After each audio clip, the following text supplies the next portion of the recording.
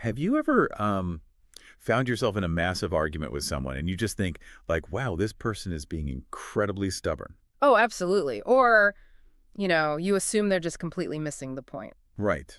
But what if, and this is something we want you to really think about today, what if they aren't stupid or stubborn or, malicious?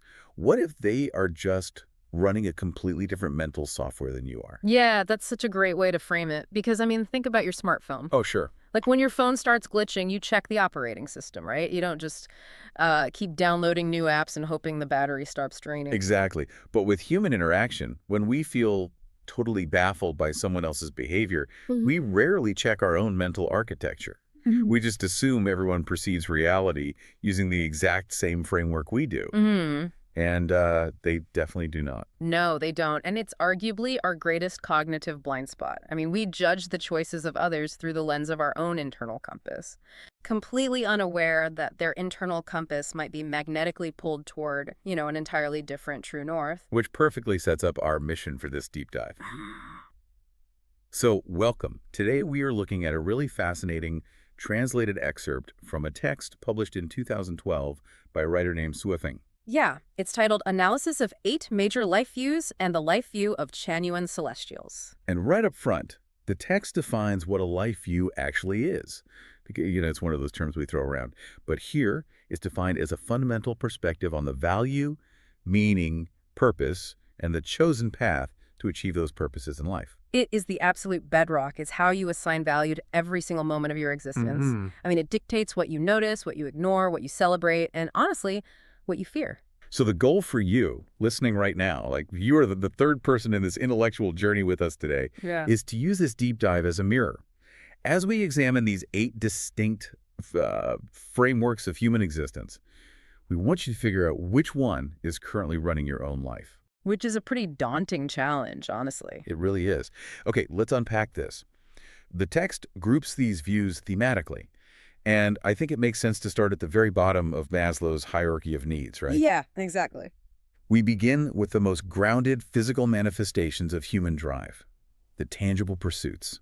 I like to compare these first 2 views to treating life like a survival-based video game, Oh, that's a good analogy. right? Where the only score that matters is either accumulating coins, so material wealth, or upgrading your character's health and stamina, which would be physiological desires. Yeah, and this is where a massive portion of humanity operates. It's dealing strictly with the material reality right in front of them. Right. The focus is entirely on physical accumulation and physical comfort.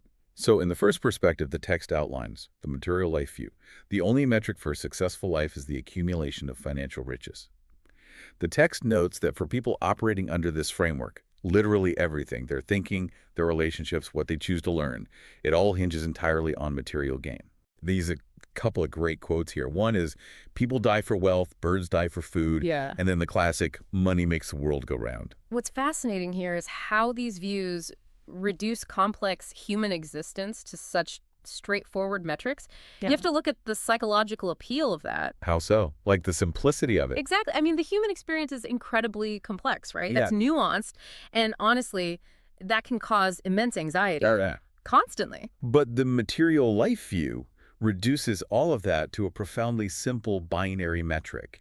Does this action make me richer? If yes, I do it. If no, I avoid it. It's an incredibly clear set of rules for living. I definitely see the appeal of that clarity, but the text suggests that when your entire worldview is tied to the physical, the intangible stuff literally becomes invisible to you. Like, it just doesn't register. That's the trade-off. When everything is tied to profit, things like pure art or pure altruism become, well, unprofitable. Therefore, they are invisible.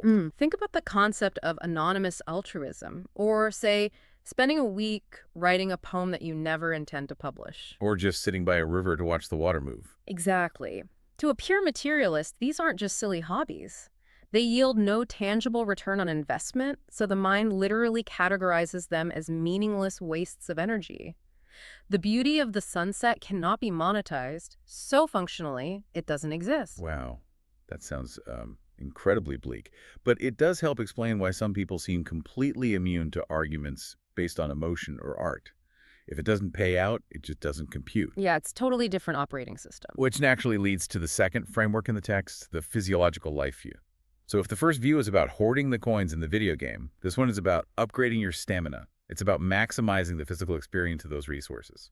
Right. It is the ultimate prioritization of comfort and sensory pleasure. The text describes it as focusing strictly on the quality of basic needs.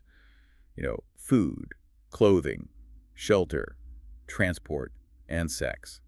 There is this historical quote they use that I just love. It says, "Traveling 1,000 miles for an official position is all for good food and clothing."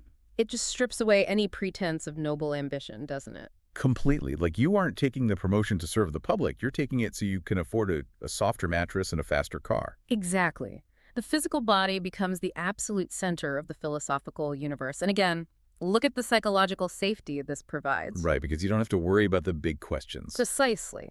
You never have to agonize over the existential meaning of the cosmos if your primary daily objective is just securing a better meal.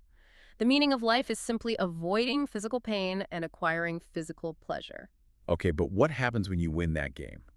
Let's say your stomach is full, your bank account is overflowing, and your physical needs are entirely met. Well, that inevitably breeds a new kind of hunger. Exactly. Yeah. A psychological hunger. Once we are fed, we look up and we want to know how the rest of the tribe sees us, right? Right. We move from physical gratification to psychological gratification. This is the second thematic grouping. Right. So the focus shifts from the tangible self to the perceived self. You are no longer managing your physical survival. Now you are managing your social reflection. And here is where I kind of have to push back on the text a little bit. It introduces the honor or fame life view. And it describes a life completely dedicated to personal integrity, glorifying ancestors, and leaving a lasting name, whether it's for good or ill. Mm-hmm. The proverb they use is, "A wild goose leaves a voice, a person leaves a name." But like, wanting a good reputation is just a normal sociological survival trait, isn't it? If the tribe hates you, you get exiled. So why is this categorized as an extreme philosophical framework? Where does the line actually get crossed? That's a really fair question. You are absolutely correct that wanting to be respected is normal, but the line gets crossed when the perception of you becomes vastly more important than the reality of you. Oh, I see. In this framework, the public image literally replaces the actual self.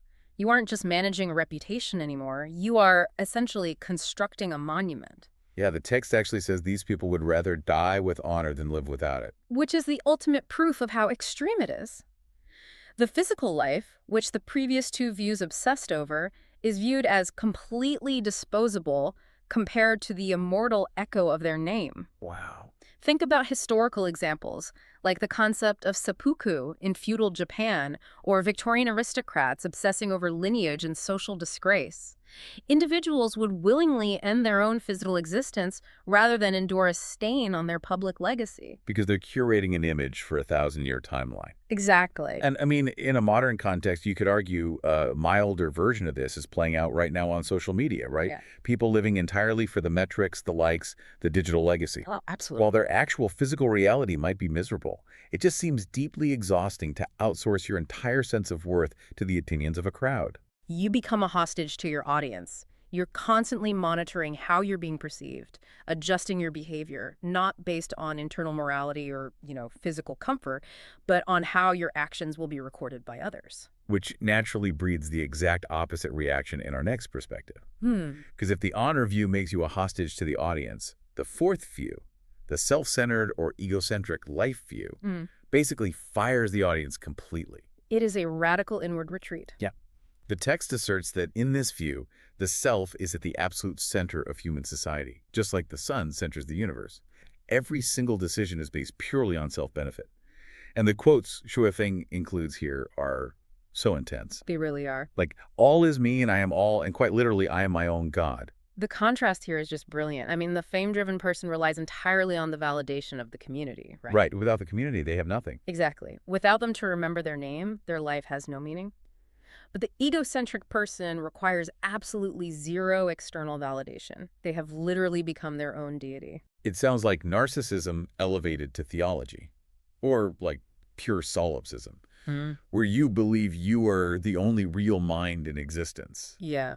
I guess the psychological comfort there is that you never have to feel guilty about hurting someone else, because other people are basically just NPCs, non-player characters in the movie of your life. Precisely.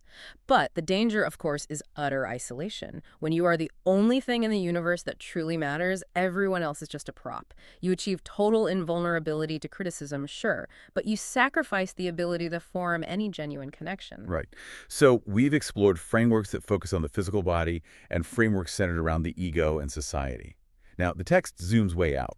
We move from how we operate in the world to how we believe the world operates upon us. The enormous question of who is actually pulling the strings. Here's where it gets really interesting. I like to think about this in terms of building a house. Hmm. Do you believe you are walking into a house that has already been fully built and furnished, and you just have to live in it? Or do you believe you are standing in an empty field with a hammer and a tile of wood, and it is entirely up to you to lay down the foundation and build shelter before the storm hits? That first scenario is the fatalism life view, the belief that the house is already built and the script is already written. Exactly. The text describes fatalism as believing everything is predestined. We are just acting out scenes in a cosmic drama. The author calls us mere chess pieces on the greatest creator's chessboard. Therefore, fighting your circumstances is totally futile. Yeah. The guiding quote here is, "There is a time for everything. Don't force anything when it's not meant to be." This raises an important question about how human beings cope with the inherent tragedy and uncertainty of life. And we must be highly impartial here because these frameworks obviously touch on deep religious and political roots. Right. And just to be clear to you listening, we aren't taking any sides here. We are looking at these purely as philosophical mechanisms people use to navigate the unpredictability of the universe. Like when bad things happen, how do you process the grief? Exactly. Fatalism has clear submissive undertones. You surrender your personal agency to a higher power or to the concept of destiny. Which might sound kind of defeating to an outsider. It might. But from a psychological standpoint, it provides immense relief. The crushing burden of ultimate responsibility is lifted off your shoulders. If you fail, or if a tragedy strikes your family, it wasn't a result of your inadequacy. It was simply the timing of the universe. It provides profound peace in situations that would otherwise just break the human mind. Right. I completely see that. But then on the flip side, you have the humanism life view, which violently rejects that peace. This is the person standing in the empty field with the hammer, laying the tracks down themselves. Yes, the complete opposite approach. It asserts human superiority and entirely rejects the notion of a savior or a divine plan. The text describes it as this optimistic, forceful push to reshape nature itself. And to illustrate this, Suifeng actually quotes the lyrics from the Internationale, the famous left-wing anthem. Right. The lyric is, "There's never been any savior. To create human happiness, it's entirely up to ourselves." And when you analyze this purely as a coping mechanism, entirely separate from its socialist roots, you see the exact inverse of fatalism. How so? Well, instead of surrendering to the chaos to find peace, the humanist confronts the chaos to conquer it. Oh, I like that. It's a very proactive framework. You look at suffering and you don't say, well, it's destiny. You say, this is a mechanical error in our society and we have the tools to fix it. It is wildly empowering. It's the framework that drives technological revolutions and massive social reforms. But consider the psychological weight it carries. Because if it's all up to us? Exactly. It demands total agency, which means it requires carrying the burden of total responsibility. If humanity fails, if people are starving, there is no divine plan to blame. The fault lies entirely with us. That is a heavy burden to carry, which I think leads us perfectly into the final major shift in the text. Yeah. So we've covered the struggle for control in the material world. Now, the text takes a sharp turn into the transcendental. Yeah, these are frameworks that completely reject the self in favor of something greater. It's basically an attempt to uninstall the ego entirely. The altruism life view is the first of these. The text states that life is entirely about serving others and serving sentient beings. The individual becomes completely selfless.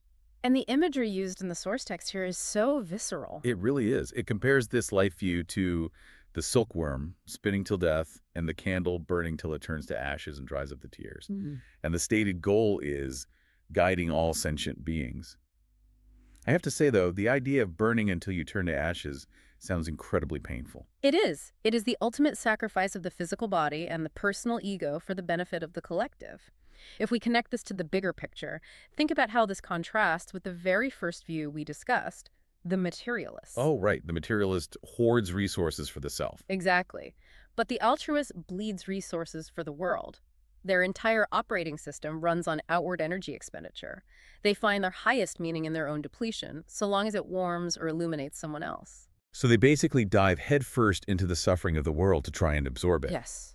which is a really fascinating contrast to the final specific view detailed in the text, attaining immortality or Buddhahood. Hmm.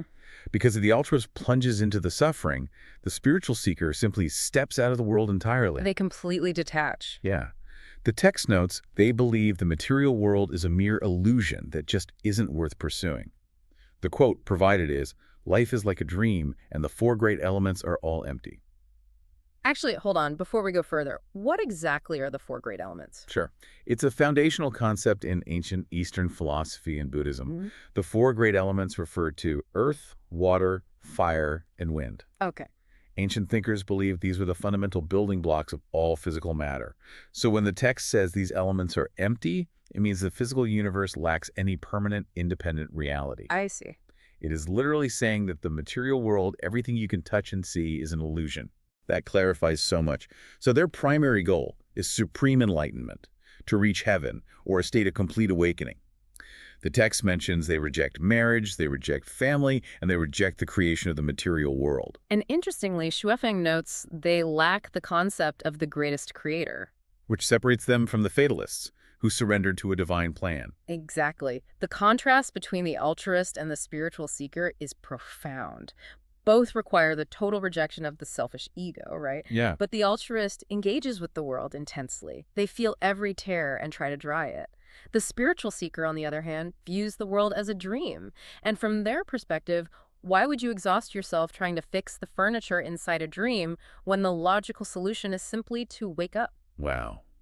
That is such a powerful way to put it.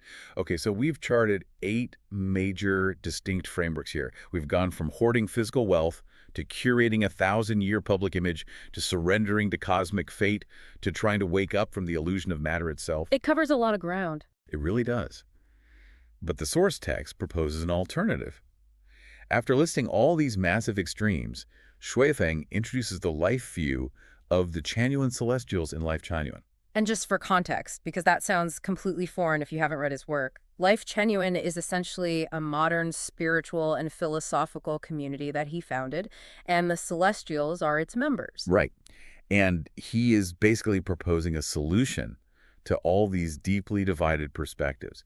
He describes their perspective as a holographic life view that encompasses 8 fundamental principles. Mm-hmm. But the mystery here, and this is wild, is that the excerpt we are reviewing today cuts off right at that exact moment. It literally ends just as it introduces the concept. The philosophical cliffhanger. It really is, but it poses such a brilliant challenge to you, the listener.